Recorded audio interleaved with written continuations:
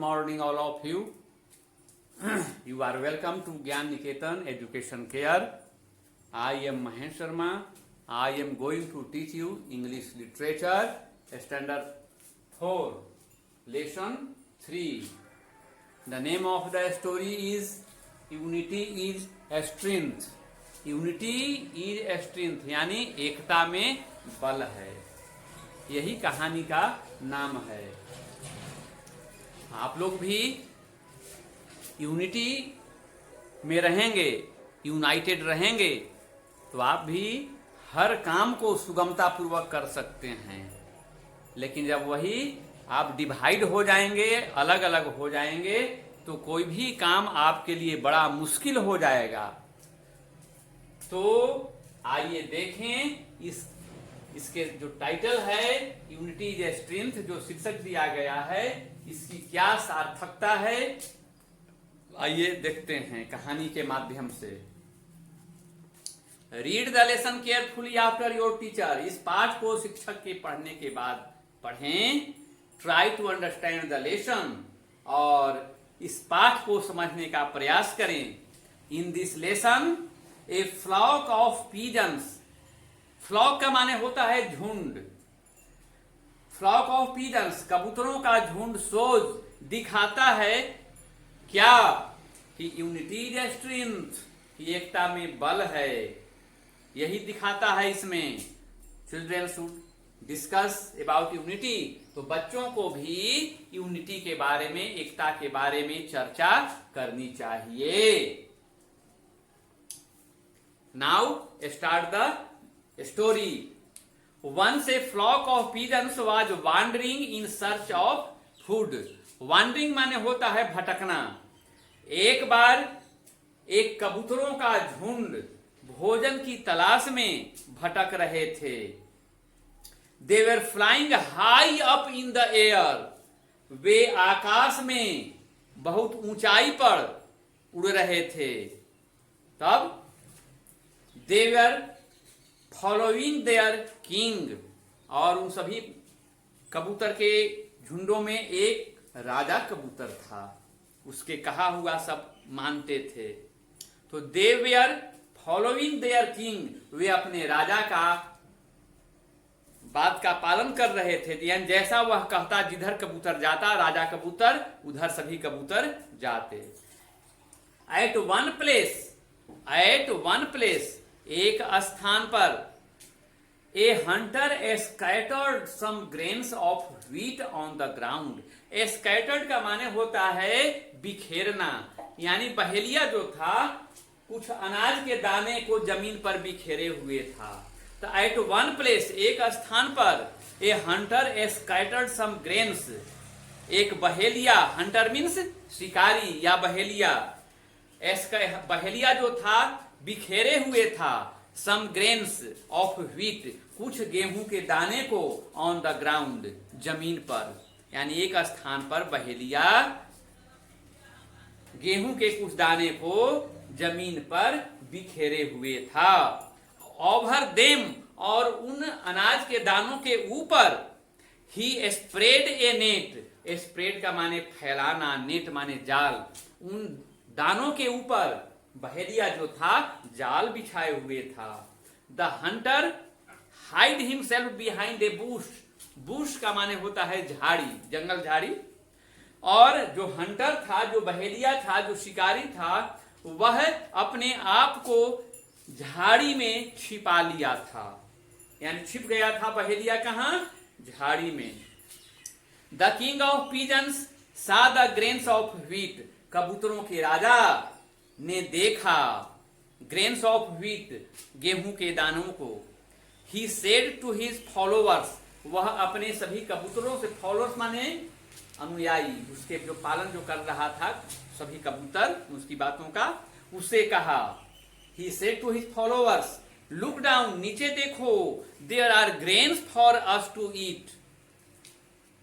कितने दाने बिखरे हुए हैं हम लोगों के लिए. They flew down to eat those grains. वे नीचे उतरने को थे गेहूं के दाने चुगने के लिए. But an old and white pigeon advised. परंतु एक बूढ़ा और एक बुद्धिमान कबूतर ने उन्हें एडवाइस किया, राय दिया। क्या राय दिया? कि this is not a field of wheat, यह गेहूं का खेत नहीं है। इट इज ए फॉरेस्ट, यह जंगल है। The wheat does not grow in forest, और जंगल में गेहूं नहीं उपजता। आई एम अफ्रेड, मुझे भय है। That there is some trick, कि यहां कोई चाल है। And it is dangerous for us to fly down, और यहां नीचे उतरना हम लोगों के लिए खतरा है। बूढ़ा कबूतर ने यह सुझाव दिया।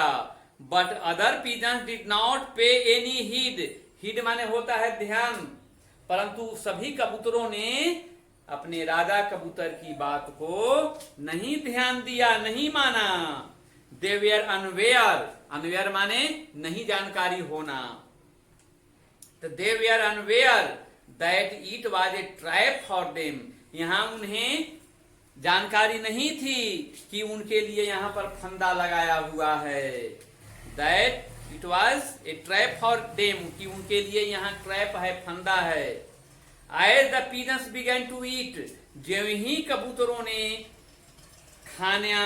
खाने लगे गेहूं के दाने को, दे got trapped in the net, तो अब जाल में फंस गए थे।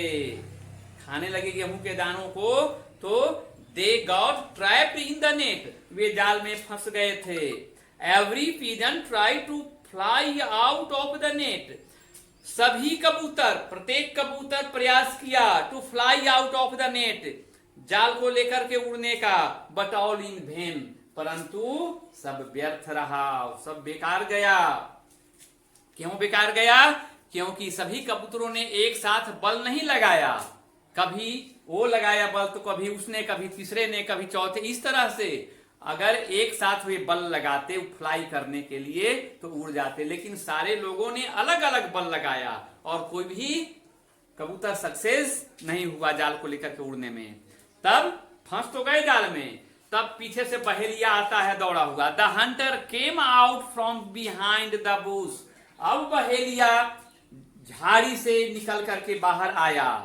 ही was very glad to see, वह देख करके बड़ा प्रसन्न था, बहुत प्रसन्न हुआ देख करके। क्यों? कि आज बहुत सारा कबूतर जाल में फंस गया, अब खूब पैसा आज होगा। He was very glad to see that so many pigeons were caught in his net, अपने जाल में बहुत सारे कबूतरों को फंसा देख करके वह बहुत प्रसन्न हुआ। The king of the pigeons saw the fowler, Fowler माने होता है बहेलिया, जो जंगली पक्षियों को जो फंसाता है, पकाता है, उसको फाउलर कहते हैं। तो the king of the pigeon saw, कबूतरों के राजा ने देखा, क्या देखा? The fowler coming towards them, बहेलियों को अपनी तरफ आते हुए। तो he now knew the danger, अब वह खतरे में पड़ गया था। लाइंग अहेड, अपने आगे, यानी अपने आगे अब उसे खतरा नजर आ रहा था। खतरा समझ लिया था कि बहेलिया दौड़ा हुआ आ रहा है, अब सबका जान खतरे में हो जाएगा, इसलिए उसे खतरा नजर आया अपने आगे। अब he cried out to his followers at once, तो उसने अपने सभी कबूतरों से, सभी अनुयायियों से एक बार कहा, क्या? Friends, we must all fly up, हम लोग अवश्य उड़ सकते हैं, टुगेदर, एक साथ, and take the net with us, और अपने जाल को एक साथ बल लगा उड़ने के लिए, और जाल को लेकर के उड़ चलें। Alone we can do nothing, अकेला हम कुछ नहीं कर सकते। But together we can lift the net, परंतु जब एक साथ जब बल लगाएंगे तो हम जाल को लिफ्ट कर सकते हैं, उठा ले सकते हैं। ये बूढ़ा कबूतर ने सजेशन दिया, सुझाव दिया कि अकेला कुछ नहीं होता, अकेला तो सब थक गया बल लगा करके, लेकिन किसी का परिश्रम सार्थक नहीं हुआ। इसलिए अब सारा कबूतर एक साथ मिल करके और बल लगाएंगे तो हम जाल को लेकर के भी उड़ चलेंगे। तब listening this all the pigeons flew up together in the air with all their strength, ऐसी बात सुन करके सभी कबूतरों ने एक साथ हवा में ऊपर उठने के लिए बल लगाया, उड़ने के लिए बल लगाया एक साथ। और तब क्या हुआ? Carrying the net with them, अपने साथ वे जाल को उठा लिए। Carrying the net with them, अपने साथ जाल को उठा लिया। कैरी ढोना यानी उठा लेना उसको। The fowler came running up but it was too late, तो जो फाउलर था, जो बहेलिया था, वह पीछे दौड़ते हुए आया। ऊपर ऊपर कबूतर उड़ रहे हैं जाल लेकर के और नीचे बहेलिया दौड़ रहा है।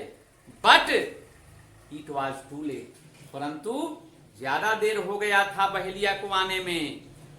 ही रैन आफ्टर देम, वह उनके पीछे पीछे दौड़ा। But the flock of pigeons soon left him far behind, परंतु कबूतरों के झुंड ने उसे बहुत पीछे छोड़ दिया था। यानी बहेलिया पीछे रह गया था बहुत, और कबूतर का झुंड जाल को लेकर के बहुत आगे चले गए थे और जाल लेकर के उड़ रहे हैं आकाश में। और जाते जाते वे कहां गए? दे रीच द प्लेस, वे एक स्थान पर पहुंचे। Where their friend mouse lived, जहां उनका मित्र चूहा रहता था, वहां पर पहुंचे। The mouse ran out to meet them, ran out यानी दौड़ करके बाहर आया। The mouse ran out to meet them, चूहा उनसे मिलने के लिए बाहर निकला। The king of pigeons requested him to cut the net, the king of pigeons, कबूतरों के राजा ने रिक्वेस्ट किया, निवेदन किया उनसे।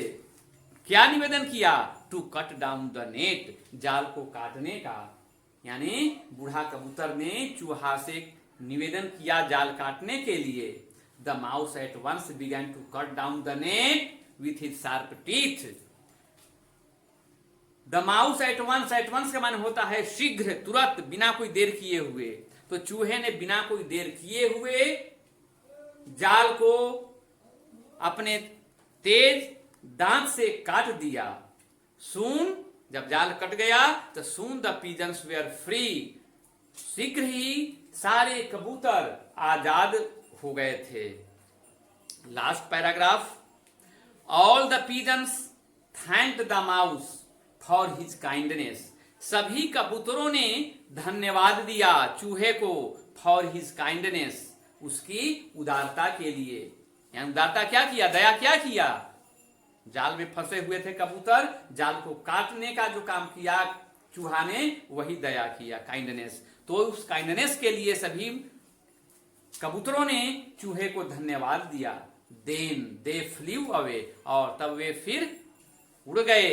इट इज ट्रू, सत्य ही कहा गया है, दैट यूनिटी इज स्ट्रेंथ, की एकता में बल है। तो बच्चों, अगर एकता में बल नहीं होता तो सारे कबूतर का जान मुसीबत में हो जाता, लेकिन एक साथ मिलकर के जब उन्होंने बल लगाया तो उनकी जान बची। इसीलिए इस कहानी का नाम दिया गया है यूनिटी इज स्ट्रेंथ, यानी एकता में बल है।